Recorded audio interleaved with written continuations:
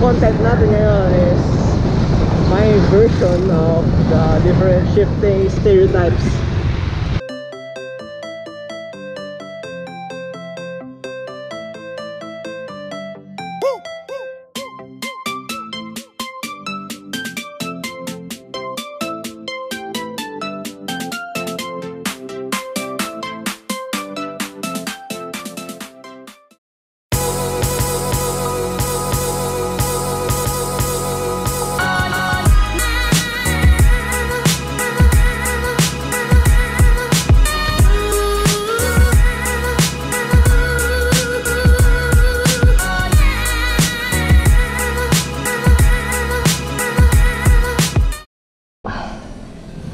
Welcome back.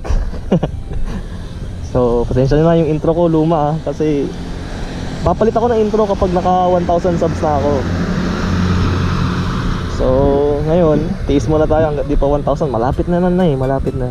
Para kapag bagong intro, bago din yung helmet. Tsaka bago yung decals.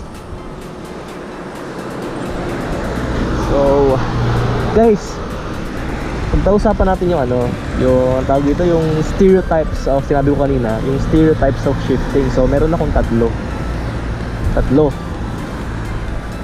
So una-una doon is yung walwal shifting. Walwal shifting, alam niyo yan. Basta motor, may term na walwal. Basta motor, may term na walwal. So yung walwal shifting, guys, ano yan? Magastos sa gas yan kasi full throttle yan, tapos isasagad nyo yung RPM nyo bago kayo mag gear up.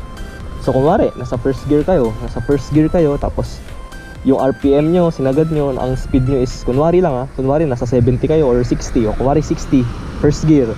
Pag nasagad na yung RPM nyo sa pinakadulo, saka kayo mag gear up sa second gear.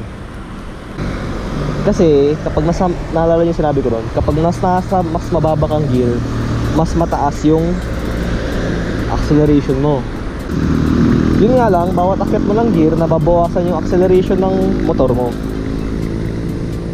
So yun, walwal shifting, delikado yan guys Kaya dapat kapag gagamit kayo ng walwal shifting, siguraduhin yung wala kayong sasakyan sa harapan, wala kayong sasakyan sa likod, at wala kayong sasakyan na kasalubong.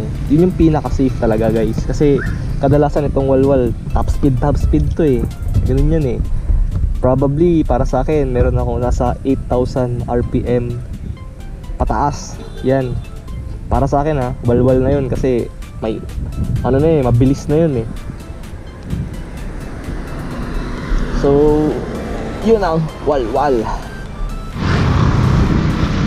And this is what you call takbong pogi shifting. So ang shifting nun is nasa 4,000 ka, nasa 4,000 RPM to 7,000 RPM lang. Pag umabot ka doon sa 7,000, mag-upshift ka na. So ginagamit to most likely city drive, pasok sa work, mga ganyan lang. Mga pasyal-pasyal, cruising. So itong RPM ko guys, nasa 4,000 lang, 4,000 to 7,000. So mas mababa yung gas consumption niya sa walwal shifting. Mas matipid. Since yung RPM mo hindi siya sagad, nasa gitna lang. So this is the takbong pogi shifting.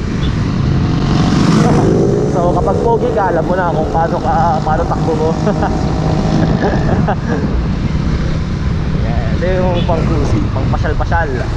So let's move on to the third stereotype of shifting. Okay, moving on to the last stereotype of shifting is what I call tipid shifting. Tipid shifting. Why I call this tipid shifting? Because ito yung pinakamatipid na way para sa akin. Pinakamatipid na way na pag-ride, pag-shift. So ito, ginagamit lang to kapag hindi ka nagmamadali, pang cruise din, pang pakalma, pang relax ride lang siya. So ang ano nito guys is yung RPM mo is nasa 2 to 4 lang, 2 to 4k RPM lang. Tapos nasa mataas ka na gear. For example, ito, I'm riding at 40 kph at 6th gear. At 6th gear guys. Kaya mas mababa yung RPM. Kita nyo guys to. Pero pag mag-downshift ako yan sa 5th gear guys, hindi nyo kakakaya. Nasa 3.5 something siya. Pero pag aakat ako ng gear ulit, babagsak ko sa 3. So the more na mas mataas yung gear mo, the more na mas mababa yung RPM, the more na mas makakabilis ka. So ito guys, hindi nyo pwede gawin to kapag overtake kayo. Kasi kapag overtake kayo, pag overtake kayo, kailangan yung gear nyo nasa mababa. Well, dito sa tipid shifting ko, nasa taas na yung gear, nasa 6 gear agad. Tapos nasa 2k to 4k RPM lang siya. So pag ganito nagtitipid ako, wala akong planong mag-overtake kahit sino. Siguro mga pedicabs lang gano'n. Pero kung hindi yan pedicab, hindi ko yan overtake ka. Tapos ride lang. Ito ako pala 5th gear. Tapos tinan nyo, nasa 2k RPM lang. Tapos meron pang way guys. Minsan ginagawa ko, naka free wheel lang ako. So naka-hold lang yung clutch sa akin minsan. Hindi ko alam kung maganda yun sa makina or hindi. Ikot pa tayo sa Venice para pakita ko sa inyo guys.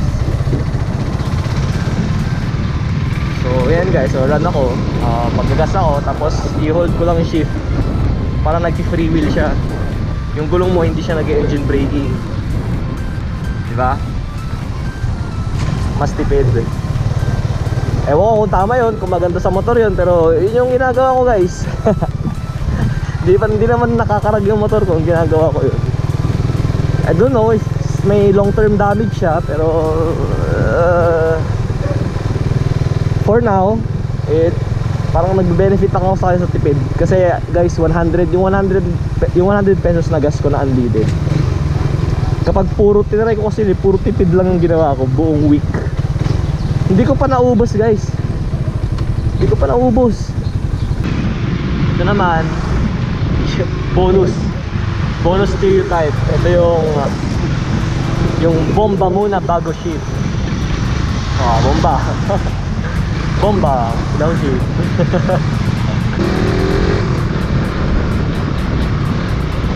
Ganun.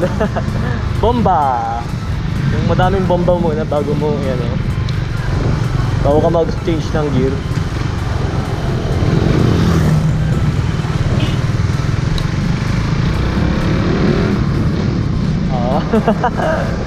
Walang benefit naman, wala naman benefit yun guys pampaporma lang. Kung gusto mo ng saka pag maganda yung muffler mo, syempre ganun ka, bomba-bomba ka. Pero exception naman yung yung pagre-rev matching. Kasi pag nagre-rev matching ka, talagang kailangan mo bumomba ng konti.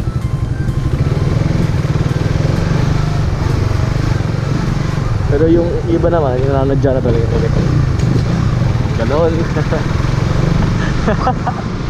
Bomba ng bomba. Yung mga ganyan nakakailang bomba pa sila bago lumipat na ang gear. So yun na guys, maraming salamat sa panonood, and see you on the next episode. I'm out. Bomba. Bomba.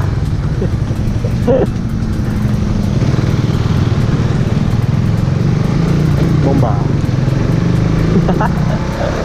Nakaka-addict din no? Bomba ng bomba.